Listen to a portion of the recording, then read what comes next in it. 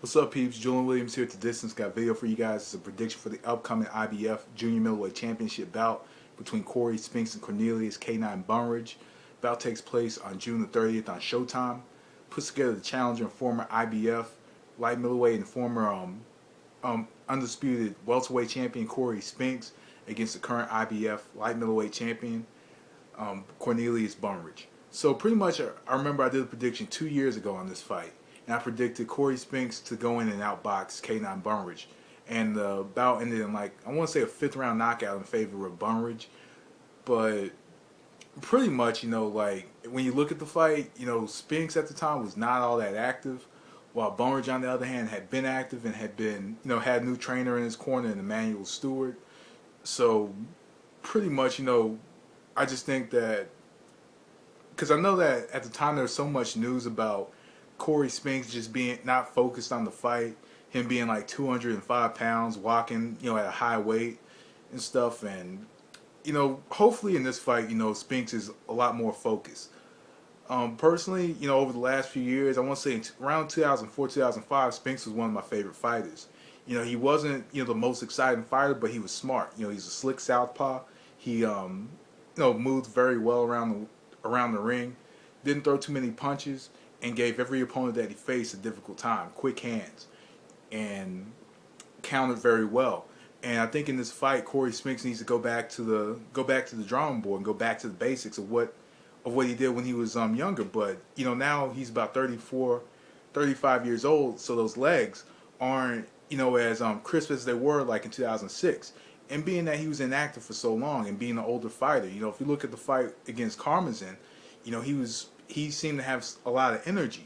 He was able to move out of the way of shots. Same with the fight against Zab Judah, that one dude in Italy, and there's another fight I'm thinking about where he just moved very well against Jermaine Taylor as well. He moved well, he countered well.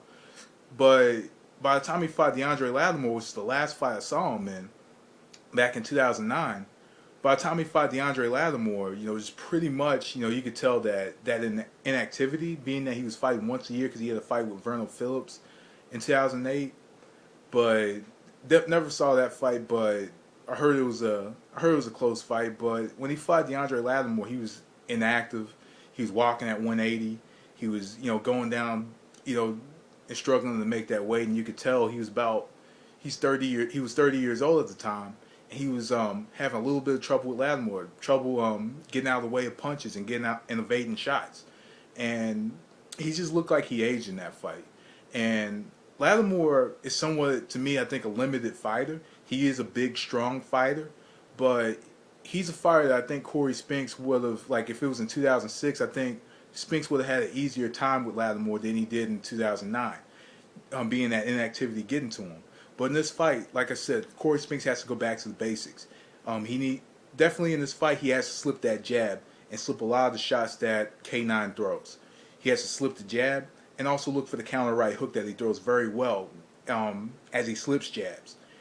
Throw a few overhand lefts. One problem that Cory Spinks has, he feints well. But when he feints, he doesn't throw the left hand. He slips in the up jab behind the feint. So in this particular fight, he's definitely going to have to throw a lot of left hands. He moves well to his right. He has good lateral movement to his right.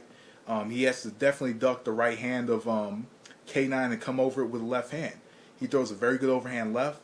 And also, I just think, another thing that will be a determining factor in this fight is the size of the ring. If Cory Spinks has a 20-foot ring, then that just gives Cory Spinks a lot of room to just utilize his movement and set up Bundrage for some counters. Set him up for some counters. Look to throw maybe 3-punch combinations. Stay on the outside and just continuously make Bundrage miss. That's pretty much going to be the objective for Cory Spinks, is to make Bundrage miss and make him pay for it, and move a lot in this fight. He's definitely going to have to use his legs against Bundrage, because Bundrage does fight well. Just walking forward against a fighter that he can touch. So Cory Spinks definitely has to keep this on the outside. He's going to have to utilize his movement a lot.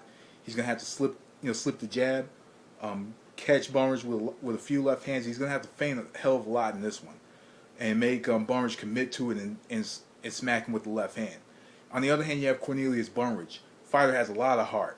You know, the thing about his fights is that he's just unpredictable. You know, unpredictable, and his heart just makes him that kind of unpredictable fighter. You know, in fights that you don't expect him to win, he just comes out and wins and performs better than you expect him to. And Cornelius Bundrage always comes to fight. He's there from bell to bell. He jabs his way into his spots well. He throws a very hard left hand and a very good, well-timed left hook. And in this fight, it has to be the right hand in this one. He's going to have to utilize his jab and then follow it up with the right hand. Straight right hand against Spinks. That's pretty much going to be his main objective in the fight. He has to get in, and he has to get close, and he has to get physical with Spinks. And that's the way to beat him, is by being physical. You have to be physical. You have to throw a lot of left hooks. You have to go to his body. Definitely throw a lot of right hands to the body. And I guess, you know, maybe clinch him a lot. He probably has to clinch him and try to make Cory Spinks fight him on the inside. And also look for the right hand from the outside. But also the main way to get in is by using the jab on Cory Spinks. A lot of fighters make the mistake of not placing their foot on the outside of Spinks' lead foot. So, of course, Bundrage is going to have to keep that lead foot on the outside and see if he can get that right hand in. But just in this fight, he has to just come forward, and he has to be very physical in this fight. And he's going to have to just make Spinks fight his kind of fight. So who I think is going to win this fight? Cory Spinks, you know, he is older. He's not as quick as he used to be. And, of course, he's been a little more active over the last year or two. But I just think that Bundrage is going to beat him. I think Bundrage is going to go in. He's going to be physical with him. I think he's going to lead him behind that jab. And I think he's going to touch him with that right hand a few good times. I just think that Bundrage does come in and he fights at a fast pace a lot of the time. I think Bundrage goes in, and I think he gets a decision against Cory Spinks. So I'm going with Cornelius Bundrage decision. So anyway, peeps, let me know what you think. That was The Distance, and thanks for watching. Peace.